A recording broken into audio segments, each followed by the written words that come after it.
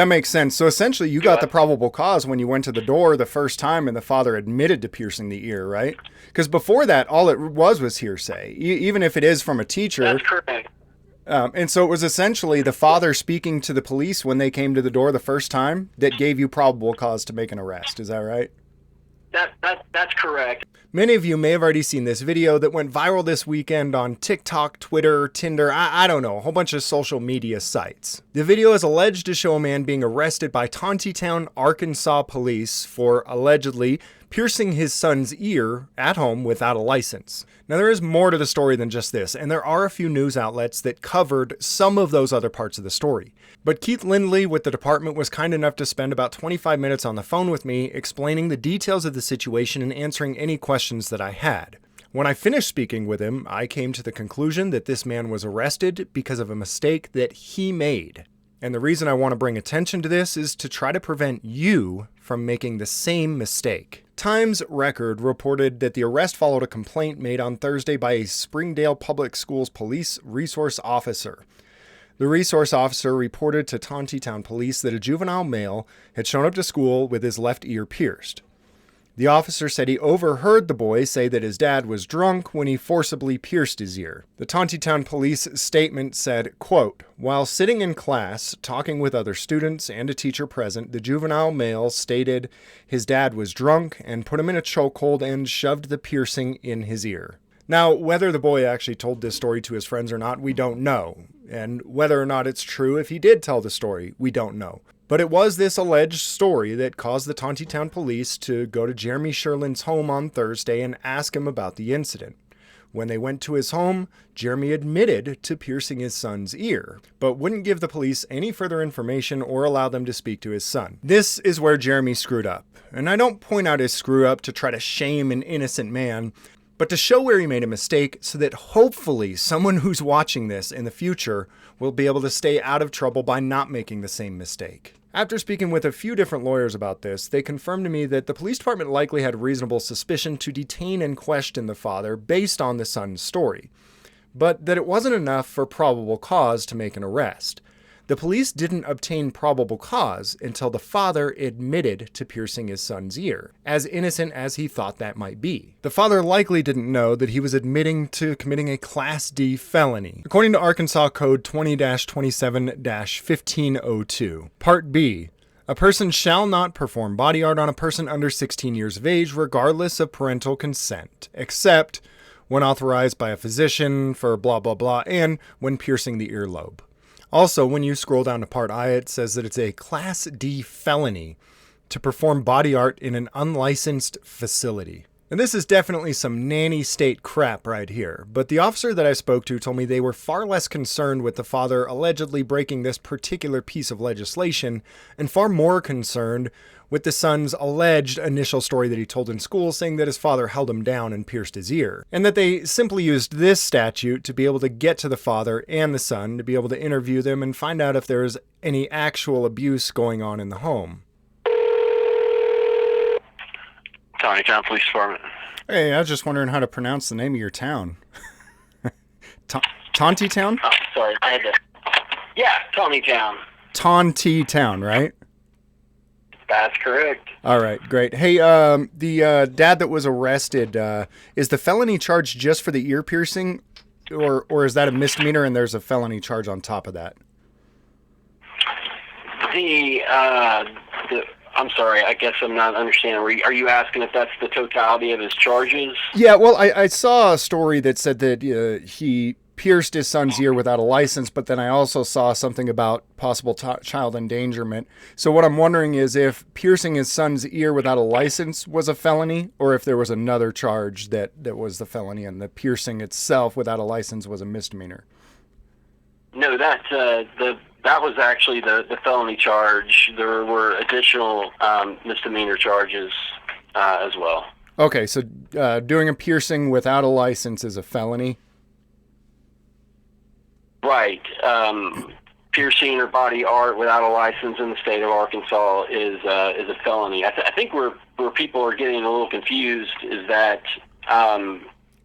officers within the department are outwardly seeking people that pierce their kids' ears or give them tattoos. That's actually not what this was about at all. The original complaint came from the Springdale Police Department's SRO, who in turn opened up an investigation through the state because of potential child abuse, which is the only reason that we went out there in the first place.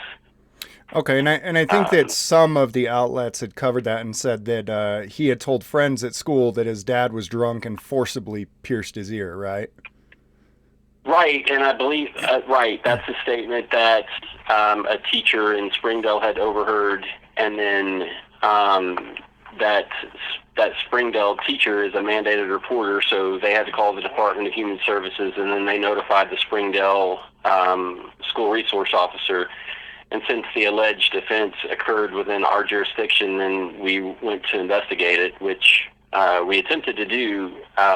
However, the father wouldn't allow us to talk to his child and refused to give any sort of statement. So the only reason that an arrest was made was because of the allegations of abuse in the home, and without any opportunity to actually get a statement from either the alleged offender or the alleged victim, then after some discussion with the prosecuting attorney's office, it was decided to make an arrest. We were outside of the window of being able to make a domestic assault or domestic battery arrest without a warrant. And given that it was occurring over the weekend, the warrant process actually takes a pretty long time. And so it was decided to make a warrantless arrest on a felony charge for the sole purpose of being able to make sure that that child was in a safe place for the evening and had an opportunity to talk to a child advocacy center. Okay, and has that happened then at this point? It has. It has. The child was interviewed by an advocate, a child advocate, to try to determine the potential for abuse within the home. So at the end of the day, I think that a lot of people have it, in their mind that this department is out trying to find people that want to give their kids ear piercings, and that could not be further from the truth. It was strictly a measure and a means to safeguard the welfare of a child, despite what anybody on the outside would think about it. That's ultimately our goal, is to make sure that that child's protected, which probably could have been more easily accomplished if we were just given the opportunity to have an interview with him. However, his father would not allow us to even speak to him to get an opportunity to clear it up. So given the options of letting the child potentially remain in an abusive environment or walking away, we decided to err on the side of caution to safeguard the child, not knowing all of the facts and circumstances about what the environment's like in the home. We're not going to take any chances with that. Okay, and so at this point, he's spoken with an advocate, and has he been taken from the home then, or I mean, his father had bonded out, so they're both back in the home again together at this point, right? Right. My understanding is that the child has not been removed from the home. We don't have the authority to remove any child from any home. It's not within our purview. When it comes to something like that comes to DHS. They conduct an interview and then their own outside investigation, and then they make a determination about the disposition of the child at that point. We don't have any authority to remove any child from any home. Okay, but it seems as if he's already spoken to an advocate, and maybe this was not quite as big of a deal as it may have initially seemed to be. I can't speak to what the conversation was like with the Child Advocacy Center or DHS. I wasn't present during that, nor have I seen their report or their findings on it, so I can't really speak to that. I can tell you that it's my understanding that the child was not removed from the home, which there's a pretty significant threshold in the state of Arkansas for that to happen. But I couldn't tell you about any of the granular details as to how that went. I can just tell you that I know that the child wasn't removed from the home. Okay. All right. So obviously, the arrest was made more because of what he stated to his friends that was allegedly overheard, and then it was kind of a telephone game, then, right? Because he said something to his friends. His teacher allegedly overheard it and allegedly gave that to a PIO, who allegedly passed that on to the police department, right? Right. I mean, to my knowledge, that the statements were made.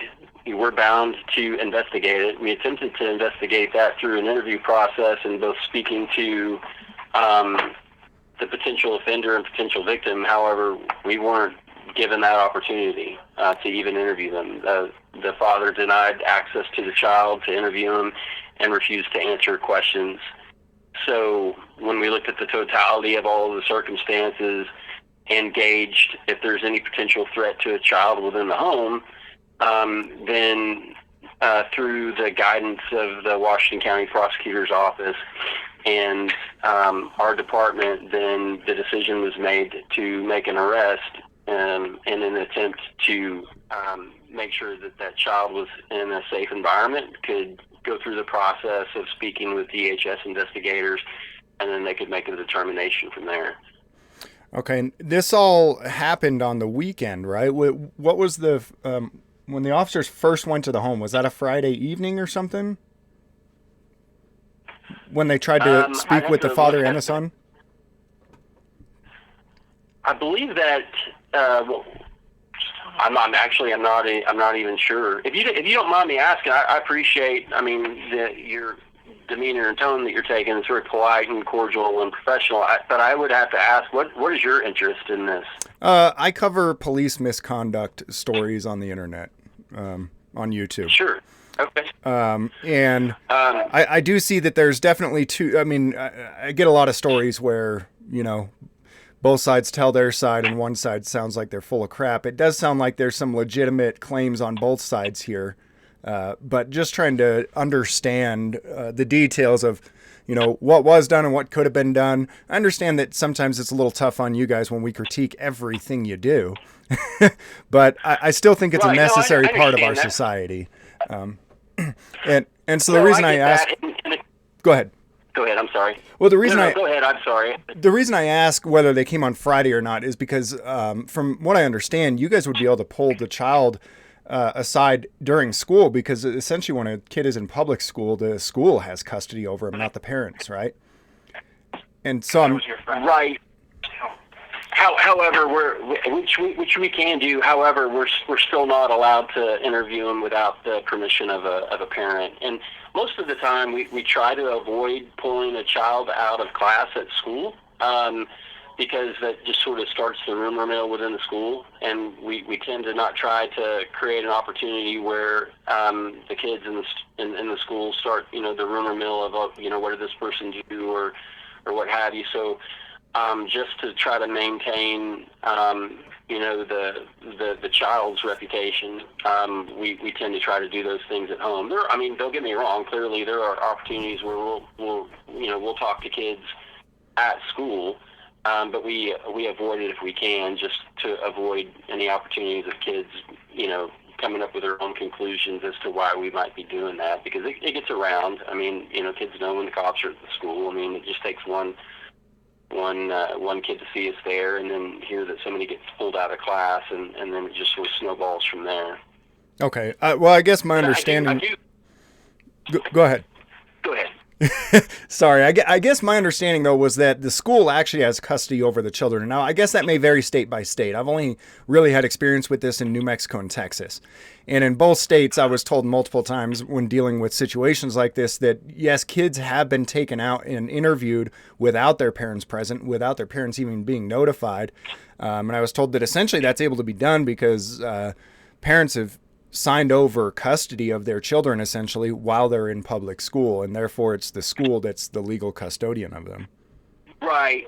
No, you make a good point. And generally, most of the times that will happen is if one of the parents is actually a suspect, and so we're getting into maybe some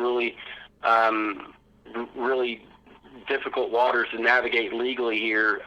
Even though it's legal and possible, a lot of times we still want to have parental consent, whether we can or not, just because it's the right thing to do. I mean, I can, as a parent, I would be really, I'd be really challenged and maybe potentially a little bit upset if I found out that the police officer came to interview one of my children at school without my knowledge. So out of respect for the parents, I mean, that's what we're going to do most of the time. Now, each incident creates its own recipe, right, for how we're going to approach it. But, on the surface, when we got the initial complaint, this clearly didn't look to be as if it was, there was anything so wildly different than in any other potential complaint that a child might have against, a parent for an abusive situation. I mean, that's pretty common in Arkansas, and I'm sure other states as well. So these are investigations that we're very used to. The environment sort of dictates the course of action, I guess, and so it's not uncommon if we get a complaint to go to the home, try to do a home visit, talk to the child, talk to the parent, and decide where to go from there.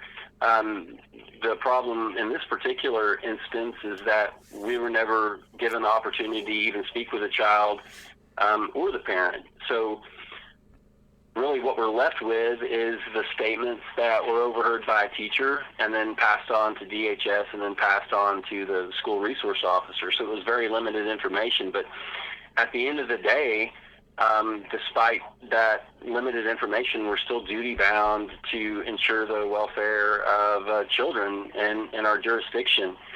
And it would have been a premium option to have had more information and to have had the opportunity to interview the child and to have had the opportunity to interview the parent. We just weren't afforded that opportunity. And so we're left trying to make a decision based on the information that we have, which arguably was very limited. However, from the perspective of a law enforcement officer, if you're going to be wrong, and we don't ever want to be wrong, but if you're going to be wrong, then we're going to be wrong on the side that ensures the safety of the child. That's just really, quite frankly, something that we're not going to take any chances with. Okay. And I get that position. I think that when we were talking about protecting children, often it often gets emotional rather than logical, the arguments, I think. But I mean, when this country was founded, it was kind of there was kind of an attitude that it's better to let 100 guilty men go free than to imprison one innocent man, right? And it seems that may have kind of been flipped on its head, for a reason, and I get it, for seemingly legitimate reasons such as protecting the people, protecting children. Right, I respect that perspective for sure. And like I said, the details dictate the course of action. I mean, if we're dealing with a 20-year-old that was at that house, and then he happened to tell a police officer, "Hey, I was over at this guy's house and he pierced my ear." Well, I really don't think that we would be good stewards with our citizens' money to go investigate that, because quite frankly, there are more pressing matters that they would like us to devote our energy and time and resources to.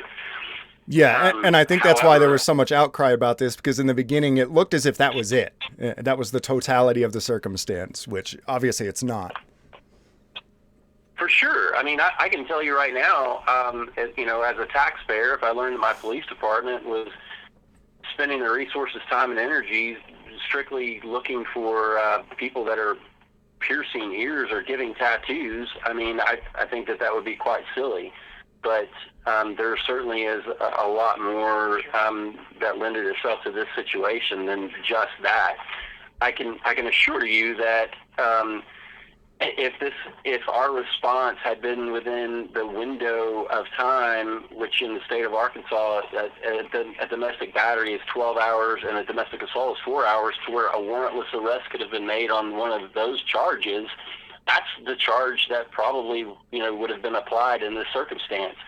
However, that's not the window of time that we were able to work within. When we learned of the complaint, and then realized the length of time that it would take to have obtained an arrest warrant for either one of those charges. Meanwhile, that child is still there in the home, with the potential of facing some more abuse. And so, quite frankly, it was a rather out-of-the-box way of thinking, and a creative discovery of that charge that was applicable but non-traditional, that allowed us to make the arrest, to get that child to an advocacy center to gauge the level of abuse there. And then once that happens, the case is out of our hands. I mean, we're no longer decision makers at that point. And I can assure you, this was not just a fly by the seat of our pants sort of decision process that was made. The initial officers that went there had the limited information that they had. There were conference calls with leadership within our department, and then we followed that up with gaining an insight from the prosecutor's office to determine collectively as a group what the decision that could we make that would safeguard the child. And we don't really think, about the consequences, about how people will feel about it on the outside. Quite frankly, that just doesn't matter. I mean, I know that there are a lot of people that are upset because on the surface, as you said, it just looks like here we're arresting a father for piercing his child's ears. And I get that. I think I see that, and that's a very fair perspective. However, that's just not the situation here. It strictly was a creative solution to a really awkward scenario that we were given, and ultimately, we made an arrestable decision because it allowed us the opportunity to make sure that child was at least in a safe environment, and the potential for abuse could be properly gauged, and then we could go from there. Does the statute fit? Does it apply? Sure. It does. It meets the statutory requirements for what he was arrested for, and I agree. It's a very non-traditional arrest. However, it again was made solely with the purpose of making sure that child was in a safe environment. And quite frankly, if there are millions of people out there that want to scrutinize that and make fun of us, we're okay with that. We're not really concerned about what how people are going to react to that. If there are 4 million or 10 million people that think that we're backward and silly and whatnot, we don't have the opportunity to explain ourselves to 4 million or 10 million people and give them the totality of all the details. They can think what they want. At the end of the day, we're going to operate with integrity, and we're going to do what's best for the children in our community. And they can think what they want. Okay. I think, like you said, you were working on limited information, right? You pretty much have all the information that the officers had when they went out there, and so you're getting maybe a little bit of paraphrasing there, but it was rather limited, and our goal, of course, was to gather more information, but there was just no other source of information that we could go to. Like I said, the father refused our request to talk to the child, and the father refused to answer any questions. Right. So, well, it does seem to me also, even understanding the totality of the circumstance, that one, there was a telephone game played here, right? That whatever the allegations that his father pinned him down or whatever and forcibly pierced his ear was allegedly something right. that was said to his friends, which and was overheard by somebody else and then relayed. I mean, this is as hearsay as it gets, right? I believe it was the teacher that actually overheard the comment that he made to the friend. And so, if we're talking about if our sole source of information was one student to another, to another, to another, that's one thing. However, the teacher is the one that directly overheard the comment that he made. as a educator and a teacher, that lends a little bit more credibility to the statement that she heard. And then on top of that, the teacher's a mandated reporter. The teacher doesn't have a choice. I mean, if he or she wants to maintain their career, if they hear of the potential of abuse, they're mandated by Arkansas state law to report that to DHS. And so I would agree, if this was a matter of, we heard this from one student who in turn heard it from another, and then who in turn heard it from another, and then from another, then that's not quite nearly as credible as the teacher who overheard it, him or herself. And then so that's why it had a little bit more weight to it than it just being hearsay times 6. Okay. You think it held enough weight to meet the standard of probable cause? Oh, absolutely. I mean, as far as, we're getting into some legal terms, and a lot of people, I think, might have some misguidance as to what those mean, or at least in the state of Arkansas. So was there probable cause to believe that he pierced his child's ear? Yes, there was definitely probable cause to believe that, because there was evidence to support that one specific charge, because his ear was freshly pierced. And the father did say that he pierced his ear. And so I would just caution everybody to not get wrong. That makes sense. So essentially you got the probable cause when you went to the door the first time and the father admitted to piercing the ear, right? Because before that, all it was hearsay, even if it is from a teacher. That's correct.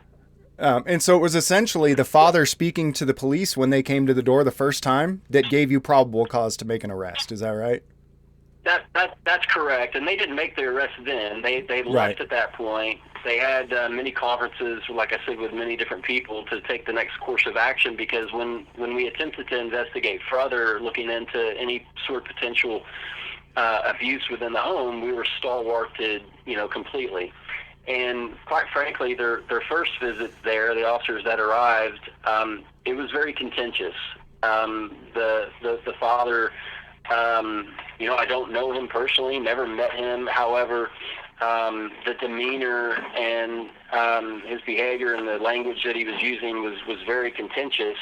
So when the decision was made to, okay, we need to make an arrest here and make sure that this kid is in a safe environment, that's the only reason that there were 4 officers that went there. They were anticipating a very negative response at the time of arrest, and fortunately it didn't get completely out of hand. But I think that the reason that it didn't get out of hand was because there were 4 officers there. I think that if an officer had gone there by him or herself, then the potential for behaviors escalating would have been much greater than that. So when they came back the second time, did they actually force entry? People are saying they kicked in the door, but I'm looking at the video, and when I see a kicked in door, it's usually got a busted door frame. It looked to me like the father opened the door. Yeah, no, that's a really great question. No, they knocked on the door, and they already had the authority to make the arrest, and they had already made the decision that they were going to arrest during their second visit. They knocked on the door, and they asked for him to come outside multiple times, because they didn't. We try not to arrest anybody in front of their family if we can avoid it. And so they asked him to come out to the front porch multiple times. He said that he was not going to do that, and then started to retreat back into his home. Well, we're never going to allow that to happen. That puts everybody in jeopardy. So with the door already open and him starting to retreat back into his home, the officers followed him and then put him in handcuffs as quickly as they could. Okay, so they forced their way into an open door. They didn't smash down a closed door. I think that, we might be getting hung up on semantics here, just because the job that I do and the job that you do are a little bit different. Yeah, but I wouldn't necessarily know if I would use that same language and say that they forced their way in. They had legal authority to arrest him, and he was attempting to retreat back into his home. Right, I'm not arguing that. The doorway already open. They followed him through the open door. Right. Yeah, I wasn't trying to argue that. All I was trying to do is clarify that they did not actually kick a locked door in, which is what what the initial reports made me believe, but looking at the video, it didn't make sense. So I'm not trying to hang you up on anything there. I just... No, No, was. I get that. I just, I hope you understand at least our caution in trying to, make sure that we pick our words carefully. We don't want to give anybody the wrong impression, and we certainly, don't want to paint ourselves into a corner because of maybe a misperception or a miscommunication. So that's the only reason that I wanted to clarify that. Sure. All right. Well, I'll tell you what I can do. I know that you have an interest in this, and you seem, at least on the surface, I don't even know your name, but I'll tell you what I am willing to do. If you have a genuine interest in this, and you would like access to all of the information, either for your own purpose or whatever, I'll be more than happy to give you my name and my email address. You can shoot me an email, and we can engage in another conversation, or if you have any other questions that I can clarify. We're certainly not hiding behind anything. We're not willing to be completely forthcoming. So if you have a pen and paper, I'll be more than happy to give you my contact information.